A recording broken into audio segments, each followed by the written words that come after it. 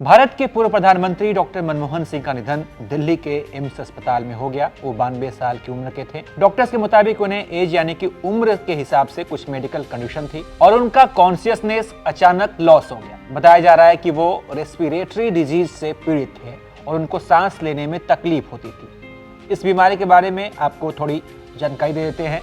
Respiratory disease जो है एक तरह की बीमारी है जो कि फेफड़ों और रेस्पिरेटरी के दूसरे हिस्सों को प्रभावित करती है। रेस्पिरेटरी यानी कि श्वसन तंत्र।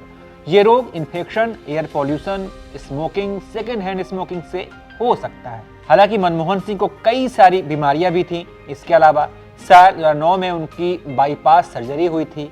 रिपोर्ट के मुताबिक पूर्व प्रधानमंत्री के दिल में कई ब्लॉकेज का पता चला था।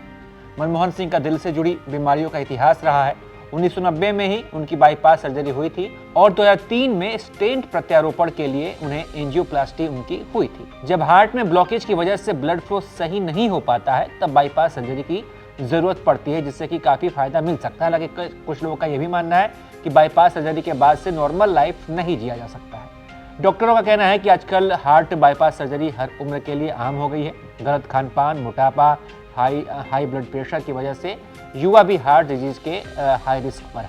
इसलिए ऐसा कहना कि सिर्फ उम्रदराज लोगों को ही हार्ट की बाईपास सर्जरी करवानी पड़ती है, ये पूरी तरह से गलत है। डॉक्टर का कहना है कि हार्ट बाईपास सर्जरी से हार्ट अटैक जैसी दिल की बीमारियों का खतरा कम हो सकता है, लेकिन उन्हें पूरी तरह से खत्म नहीं किया जा सकता है। इसलिए सर्जरी के बाद से सावधानी भी रखनी पड़ती है और खान पान का खास ख्याल रखना पड़ता है। बहरहाल मनमोहन सिंह के निधन से पूरा भारत दुखी है। आप इस पर क्या सोचते हैं? मनमोहन सिंह से जुड़ी कोई याद हो, कोई किस्से हैं तो आप हमें साझा कर सकते हैं, कमेंट कर बता सकते हैं। एबीपी गंगा, खबर आपकी, जुबान आपकी।